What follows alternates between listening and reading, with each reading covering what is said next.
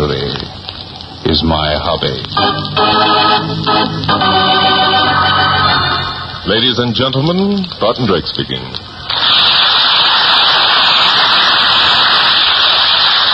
For this week's drama, I've selected case history number 127 from my book, Mystery is My Hobby.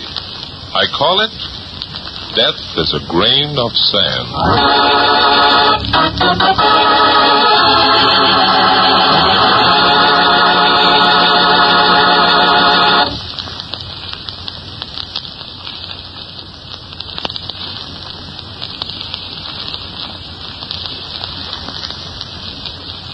And now to Glenn Langan as Barton Drake and the first act of Mystery is My Hobby.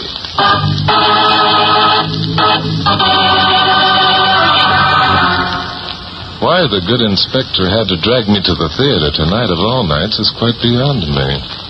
I could much more profitably have been finishing the first chapter of my latest book or calling upon a very desirable young lady I know. Of course, mystery is my hobby, but that doesn't include magicians, charlatans, and mind readers. And that's just what this Raja Vidrami is, I'll bet you. Even if he is billed as the greatest wizard of modern times. Well, this ought to be a good show, Barton. Inspector, you're getting childish. Certainly you don't believe in this stuff. Of course not. I'm here on business. You want to learn some card tricks? Now, look, Bart, you know the department frowns on these kind of things. We got laws about fortune tellers. I'm here to see that this guy doesn't pull any monkey business, that's all.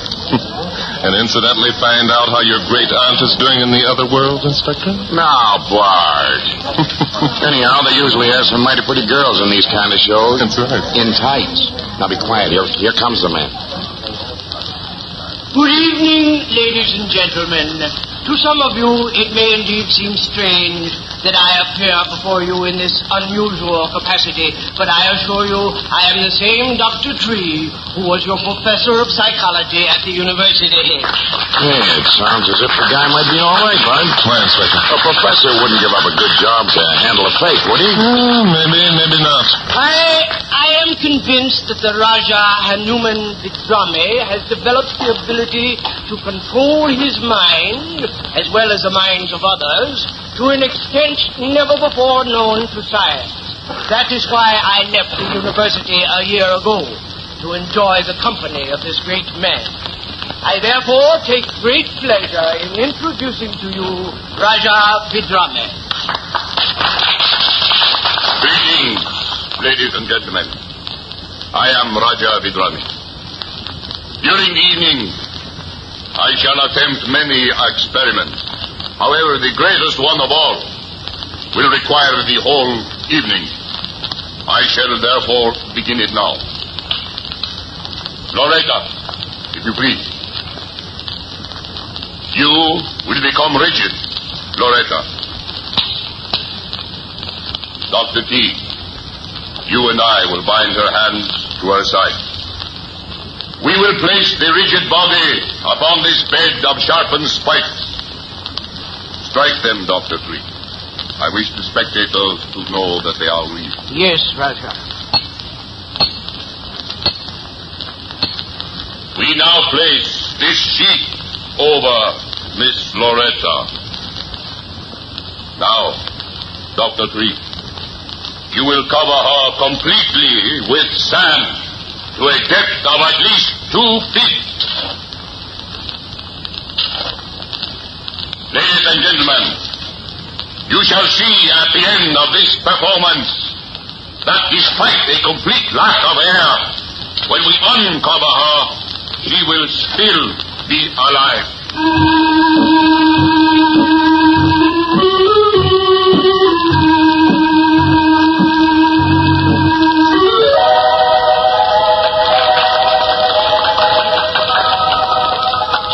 Dr. Tree is now removing the sand.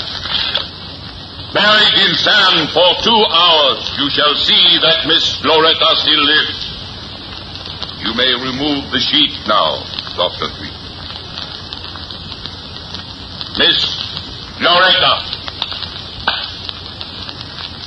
Miss Loretta. Dr. Tree, please. She's dead, Raja. She's dead. Impossible. Loretta's been shot. Ladies and gentlemen, a terrible tragedy has occurred. The girl we buried alive in the sand is dead. Not by suffocation. She's been shot.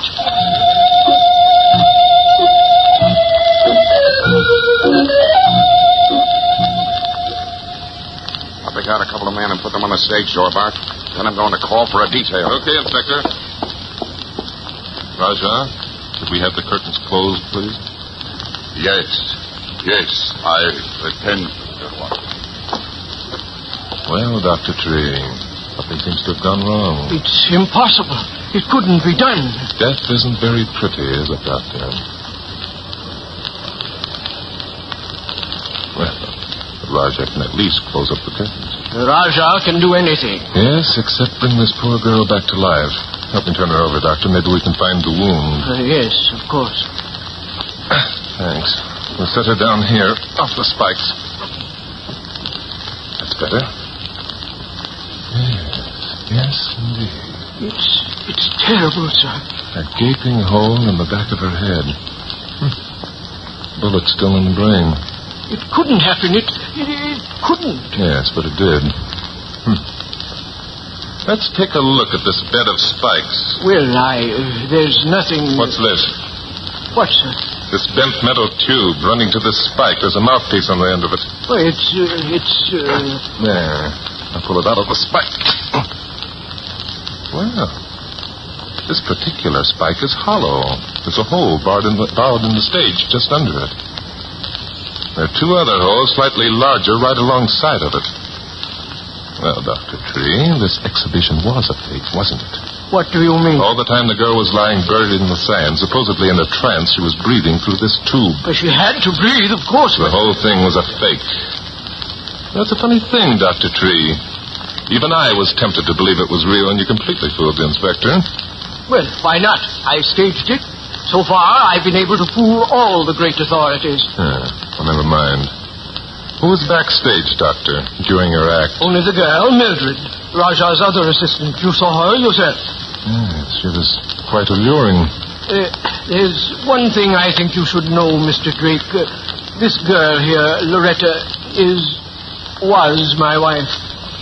Very interesting. We've been married just a few months. And I see you're completely overcome with grief. Hey, Bart. Yes, Inspector. I've got guards on the doors and a homicide detail. I'll be here any minute. Good, old Inspector. You follow the routine to the letter, don't you? You bet. Where's our friend, the Raja? Did you let him go? I'll say I didn't. The Raja couldn't possibly have committed this crime, gentlemen. He was on stage during the entire performance. Where is the Raja, Inspector? Downstairs in one of the dressing rooms. Perhaps we'd better go have a talk with him. Hey, what's that? Who's shooting? Come on, let's find out. He's there! He's in there! Hey, give me that gun. Who's in where, Mildred? Man, I don't know who, but he ran in back of the mummy case. I'll He's in drag there! him out. Wait a minute, Bart. Let me get him out. Okay, Inspector, go ahead. Come on out, you. Come out or I'll shoot. Come out of that box. That'll get him. You're so thorough, Inspector.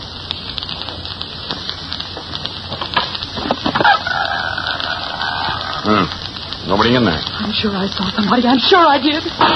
Hey, what was that crash? Where's Dr. Tree? How do I know? He was just here. I'm afraid this little pretty has tricked us, Inspector. She's distracted us long enough for Dr. Tree to go downstairs and conceal some evidence.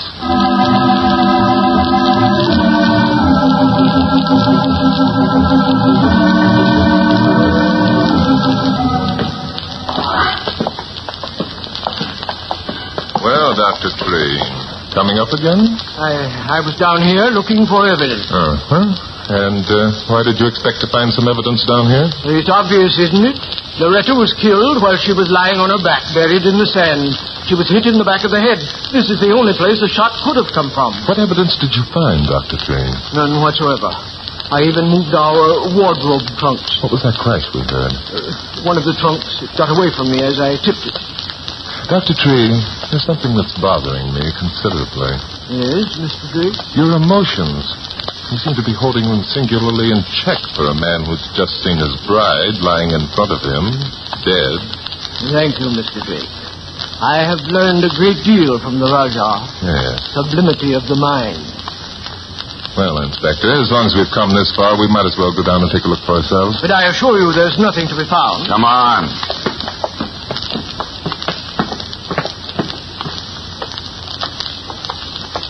This is it, gentlemen. We are now directly beneath the stage. I see. Are these the wardrobe trunks you were moving, Doctor? Yes. What's this little tin pail? One of the props, I believe, there, Mildred. Yeah, the Raja makes roses grow out of it. This one's been smashed. I'm afraid the trunk fell on it. I see that some of your sand has leaked through onto the floor from above. Possibly.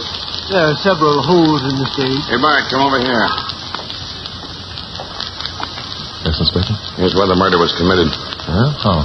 See one of these holes here in the ceiling? See, this one has powder marks. Somebody poked a gun through this hole and pulled the trigger. I wonder who. Mildred, that's who. She's the only one who was off stage, and I took a gun away from her, remember? But Mildred's gun was an automatic. An automatic wouldn't fit into that hole, Inspector. Yeah, that's right. Okay, so it wasn't Mildred, but somebody did. I'll bet I'd find the gun, too, right here in this basement. Mr. Drake, could I speak to you alone? Well, Go ahead, Bart. I'll stick with the doctor here. I'm going to find that gun, and I'm betting he'll help me find it.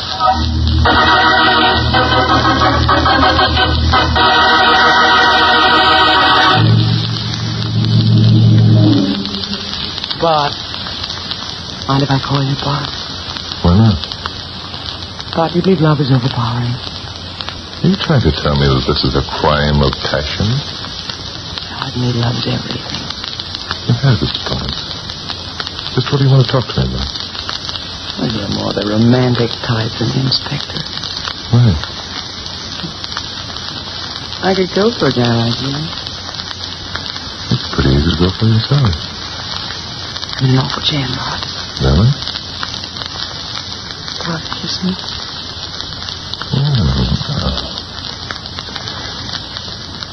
I never refuse a lady in distress. Out of this mess, we'll have fun. That depends whether the sheriff will let you out. Oh, now, Bart, don't spoil it. Open your heart, darling. What crooks? Dr. Tree never would have married Loretta if he'd been here teaching the school. He was out of his environment. Something like I was a few minutes ago. Oh, now, baby. Go on. After the ceremony, he found out his mistake, but it was too late. She wouldn't give him up. After all, managing the Rogers, $100,000 racket, she wanted her part of the take. You admit it's a racket, huh? Only you. I can trust you, Bart, can't I? With certain limitations. What's the rest? Well, I saw Dr. Tree needed sympathy. So I gave it to her. In other words, you made a play. What? And when you play hard. That isn't very nice, Bart. Let me say it for you. Loretta became jealous of you.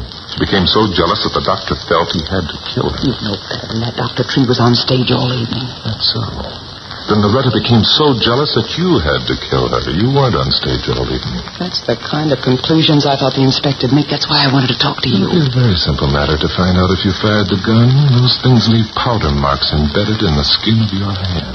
I did fire a gun. Out there on stage, remember? Mm-hmm. Well, that's all you have to tell me. We're wasting time, my sweetheart. I haven't mentioned the most important thing. You mean there's more? I was bad once. I rode a guy for his dough. Loretta was with me. She held it over my head. Said if I didn't leave her husband alone, she'd go to the police about me. And while she was there, she'd expose the Raj was a fake. When she turned to leave me, the Raja was standing there. He heard everything she said. So, you think the Raja killed Loretta? Well, I didn't actually see him do it. He had a darn good motive. But Dr. Tree made a great point of the fact that the Raja couldn't have killed her. Remember, the Raja, too, was on stage all evening. I thought Dr. Drake said that. Yes. That the Raja couldn't have killed Loretta. Well, I thought that he... Yes, what did you think? Yes, Mildred. Tell us, what do you think?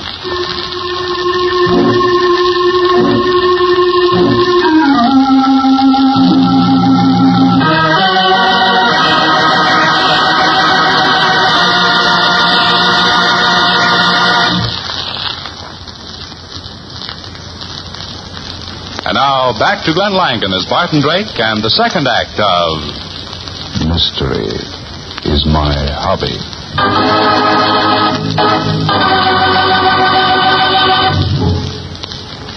Yes, my dear. Tell us. What do you think? Well, Mildred? Raja, I didn't know you were there. Your words accuse me of murder. I didn't mean to accuse you. I simply meant you could have killed her. It's true. It would have been possible. I know something of firearms. Even better still, I know ways of controlling the human mind so that a person will destroy himself. I would have a care, Mildred. I know, Raja, I know. But I did not kill Loretta. Did you know that Loretta had threatened to expose your claims to abnormal mental power as false, Raja? I did. It was as though a great tree had fallen across my body, crushing out my spirit. How was I to know that these three had contrived to embellish my miracle with the use of mechanical contrivances, fraud and trickery? Since I learned this through Miss Loretta's thoughtless words, my life has become a mockery. I'm nothing but a bit of chaff being ground in the middle of commercialism. You must hold a great hatred of them, Raja Bidrami, and especially for Loretta, who threatened to expose you. Hatred is not within the concepts of my mind, Mr. Drake. It is an unworthy emotion. I can sympathize with you. Tell me, silence. When this crime becomes public knowledge, my work as a charlatan for this past year will also become public, will it not? Faith, so. Help, boy! Help! Help! Good heavens, that's the inspector. Help! Help! Where are you, Inspector? In here! In the mummy cave! Stand where you are, Mr. Drake. Dr. Tree, he has a gun! Yes, and I'll use it. Unless you let Mildred and me go free. What about the Raja? Don't you want him to go free, too? No. I'm certain that he killed my wife, Loretta. Help! Let me out! What makes you so sure, Dr. Tree? Because the inspector found the murder weapon, this gun, in the Raja's trunk. I'm sure that the inspector must be mistaken. Hey, Carter, you gonna let me out? I'm sure he's not mistaken. This is the gun. I've seen it before. But how could it be the murder weapon when I have the murder weapon right here? You shot it out of my hand. Now, will you please release the inspector from the mummy case? I shall be happy to do so. Where is he? I'll send him up for life, interfering with an officer in the line of duty. Now, don't feel too bad, Inspector. I've heard of Egyptians who stayed in those things for thousands of years. The dirty lug, he tripped me. Pretended he was trying to help us. I dropped the gun and he shoved me inside that thing and slammed it shut. Oh, Bart, when the boys hear about this... No, don't worry, Inspector. I won't help. I think I'll just work the doctor over for luck. Just a minute, Inspector. Let's get one crime solved before we come involved in another. Now, the way I see it, Dr. Tree here and the beautiful Mildred are in love, age notwithstanding.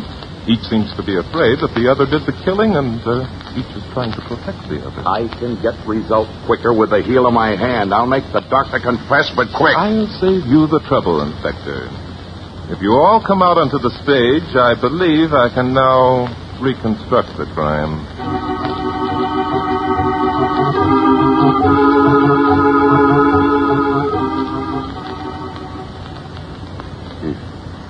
If you will be so kind, Mr. Drake, I would like to go to my dressing room and lie down. I'm overcome with shame. Oh, no, you don't. You'll stay here. I'd prefer it, Raja. As you wish. Although my shame is punishment almost too great to bear. If I committed a crime, it was in all innocence. I was gullible. These are the tricksters who blasphemed my work. Yes. We'll take care of that in a minute, Raja. First, I want you to notice these 3 holes here on the floor. One was for the tube that Loretta breathed through. One was used to push the barrel of the revolver upward. It's just tight enough to hold it firmly. But there's still another hole. Yeah. What was that for? The little tin pail, Inspector, that we found downstairs. It was tied to the trigger of the gun directly under this third hole.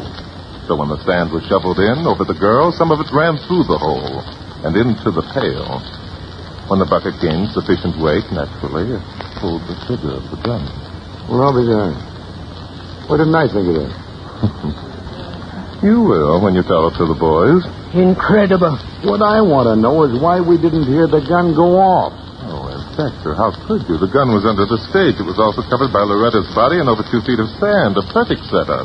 Even the murderer couldn't be exactly sure when it was going to go off. Yeah, but why wouldn't it still be sticking there in the hole? The murderer poked it out himself after the sand had been removed, Inspector. But it would have been on the floor downstairs. Any one of the 3 could have retrieved it from there, Inspector. Mildred wasn't on the stage all the time. The Rajah went down to rest, and Dr. Tree went looking for evidence. Yeah. I think we'd better run all 3 of them in. Oh, look, Elijah. Hey, no, you don't. No, you don't. Give me that knife. I think it's too late, Inspector. I go where spirits are kind, where there is no fraud or deception. Roger. Yes, my son. You're dying. You know that, don't you? Yes. This is as I wish it. What about the murder, Rajah? Tell us. A human can only stand so much sight. I worked for greatness, then found that true greatness was not for me. That is a tragedy into itself. Tell us. Please tell us about Loretta. Loretta. Yes. As Allah will. Hey, he's dead. Yes, he's dead. Well, I guess that just about closes the case. Yes, Dr. Tree, it just about does.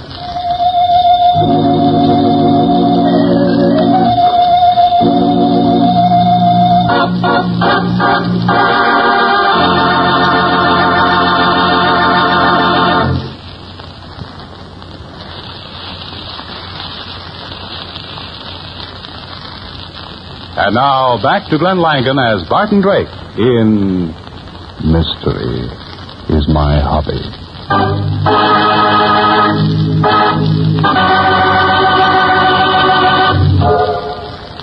You know, Inspector, the Rajah was a good and sincere man. He had a lot of talent, if the others hadn't tried to exploit it. What kind of talent? Extrasensory perception, for one thing. What's that? Give it. I don't believe it, whatever it is.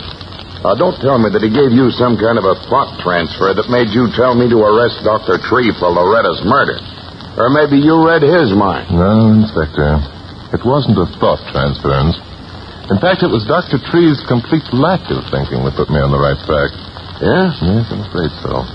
You remember when he announced Loretta's death from the stage? He said she'd been shot. But when we looked at the body lying face up on that bed of spikes, there was no visible wound. We didn't find the wound until we turned her over. Well, I'd have seen that, too. Only I was out posting guards on the doors and phoning headquarters. Why, of course you would, Inspector. Just as you knew that Dr. Tree was the only person who could possibly have pushed that gun barrel down through the hole in the floor. Did I know that? I certainly did. He was the one who shoveled the sand out of the way. He was the only person who came near the body and the gun. You knew that, Inspector. You wouldn't have insisted on staying downstairs and searching for the murder weapon. I found it, too. Yes, you certainly did, Inspector. In the Rajah's trunk, right where Dr. Tree had put it.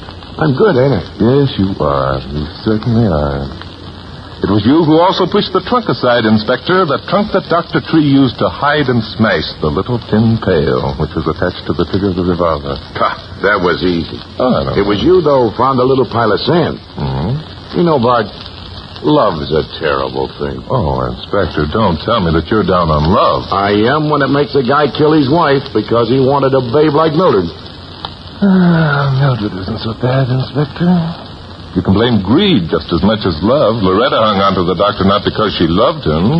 She only wanted a wife's share of his $100,000 racket. Yeah, love and greed. Both of them are terrible.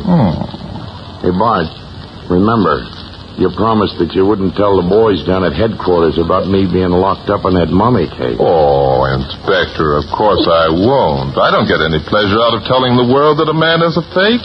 Mystery is my hobby. Wait, who's up first?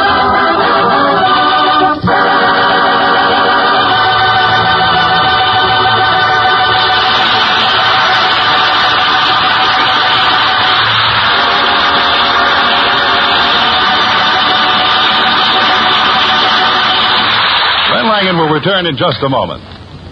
Mystery is My Hobby is written by Fred Howard and directed by Dave Titus. This episode was based on an original story by Ray Wilson.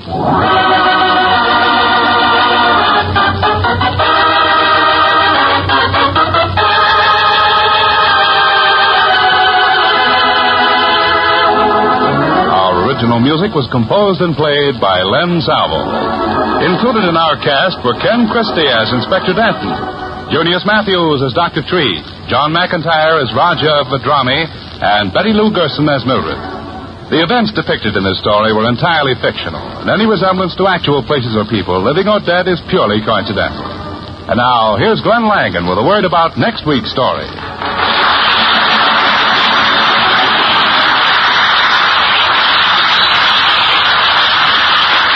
Thank you, Bruce Buell, and thank you, ladies and gentlemen, for being with us. Next week, plan to be with us when I bring you case history number 128. It's a story of murder and a famous necklace. I call it Death is a Jewel. Until then, this is Glenn Langan saying adios.